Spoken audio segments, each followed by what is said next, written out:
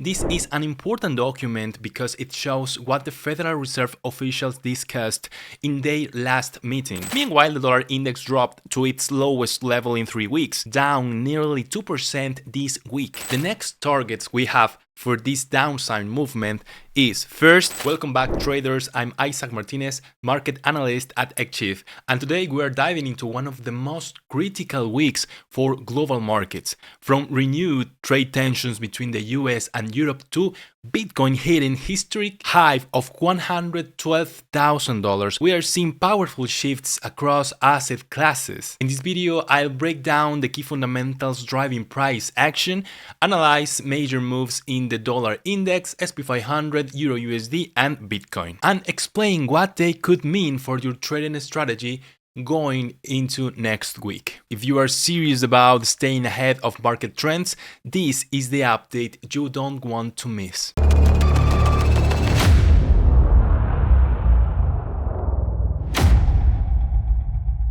This week starts off quietly with no major releases on Monday or Tuesday, but things pick up on Wednesday at 1 p.m. when the FOMC meeting minutes are released.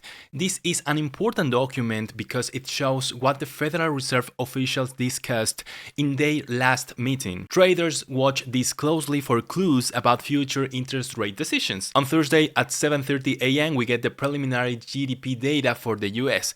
This tells us how the economic performed in the last quarter. If it's stronger than expected, markets might rise, but if it's weak, it could increase recession fears. Right after that, we'll get the weekly unemployment claims report also at 7:30 a.m. This shows how many people filed for unemployment benefits. It's a quick way to measure the health of the job market. Friday is also packed with key data. All day we'll be watching the preliminary CPI report from Germany, which gives us a sense of inflation trends in Europe. And at 7:30 a.m. we'll get the core PCE price index from the US. This is the Fed's preferred measure of inflation, so it could have a big impact on markets. And now the most important fundamentals of the week. The US dollar dropped sharply across the board on Friday after President Donald Trump escalated trade tensions once again. In a new move, he proposed a 50% tariff on European Union goods starting June 1st. He also threatened to impose a 25% tariff on iPhones not made in the US, as well as on Samsung and other smartphones makers. These comments reignited concerns over the global economy and trade stability, leading investors to dump the dollar and seek safer assets. According to analysts, there is now a growing lack of confidence in US economy policy. The dollar lost 1% against the yen, touching a 2-week low and marking its worst weekly performance since early April. The euro climbed 0.8% and reached a 6-week high against the dollar. Meanwhile, the dollar index dropped to its lowest level in 3 weeks, down nearly 2% this week. This move also mirrored the decline in US stocks, showing that the dollar has lost its safe haven status this year. Adding pressure, Japan's core inflation hit a 2-year high, boosting the yen and increasing expectations for a possible rate hike by the Bank of Japan later this year. On the US side, focus has also turned to the country's ballooning $36 trillion debt and Trump's new tax bill, which could add trillions more. Meanwhile, the British pound gained nearly 1%, reaching its highest level in over 3 years, as investors' appetite shifted away from the dollar. All in all, a volatile week ends with the dollar under pressure, traders seeking safety elsewhere, and markets bracing for more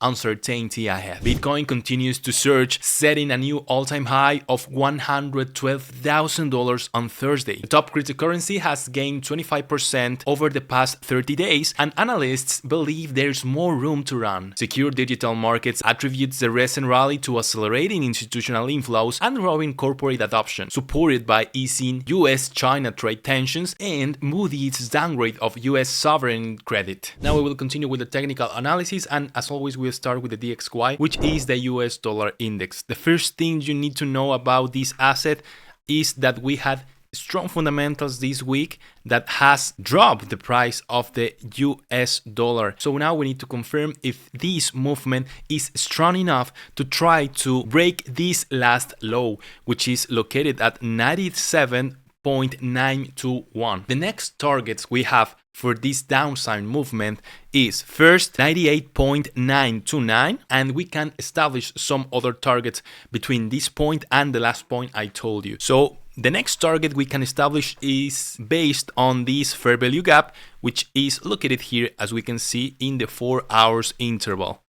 Let's extend this point, and if we draw the 50% of this fair value gap, we have a new level, which is located at 98.770. After this zone, there are not important levels to consider, so for my trading session this week, I will only consider these 3 points of the DXY to trade if I want to make shorts with the US dollar index. On the other hand, if you're considering to go against the trend, because now that we are seeing that the trend may be shifting from an upward trend to a downward trend, then you should focus on all the liquidity zones we have in the internal range of this movement. These zones are first 100.118, the next one is 100.580, third one 101.259, and the last one is here 101.835. If the US dollar index try to recover and break the last point I told you,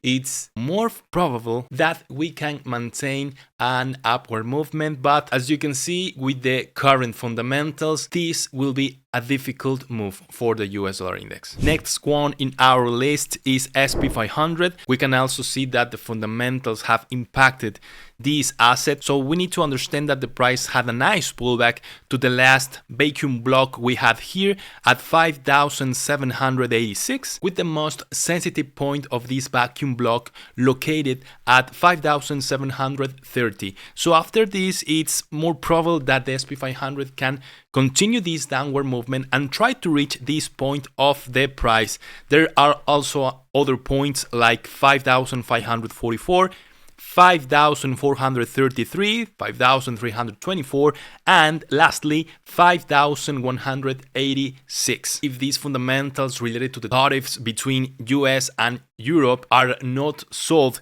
soon, we can expect this kind of movement with the S&P 500 and obviously with the most important stocks in the US market. Let's continue with the Euro USD. As we can see, the Euro has recovered this last week and it's trying to make a market structure shift, with the first move made when it broke the point of 1.12. So the next step is to confirm this market structure shift. How can we confirm it? It's just by waiting for the level of the 1.13748 to be broken, and after that we can expect more upward movements from the Euro USD. The next zone that I will be waiting to be touched by this asset will be 1.14252, and after this, if we continue with this upward movement, it is highly probable for this asset to touch the 1.15732. On the other hand, if you are bearish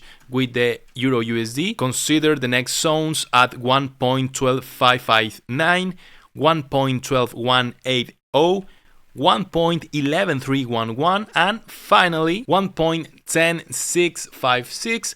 But don't forget that this pullback may be difficult to expect from the Euro USD if the renewed trade tensions are not solved. Let's finish with Bitcoin, and as we can see, we have reached an all-time high at $112,000, so it is highly probable for this asset to continue its upward momentum, its upward trend. I would like to say that with Bitcoin, we can't be bearish because we are seeing a clear upward structure. It is difficult for the price to fall with a strong movement. So from now on, we can expect small corrections, small pullbacks, and we can also expect Bitcoin to make new upward movements that will try to reach $115,000 and $120,000, because those are the zones that most of the traders will try to catch. Those are zones for take profit. On the other hand, if you are trying to trade with the possible pullback that you can have, then you can consider the next zones: $167 The next one is $104,209. And finally, you can expect a correction or a pullback to this point, $102,105. And I insist it will be difficult for Bitcoin to have this kind of downward movement. Thank you for watching this weekly markets analysis brought to you by xChief. If this recap was useful to you, please give the video a like, subscribe to the channel, and turn on the bell so you won't miss any future update. Stay informed and trade smart. I will see you in the next one.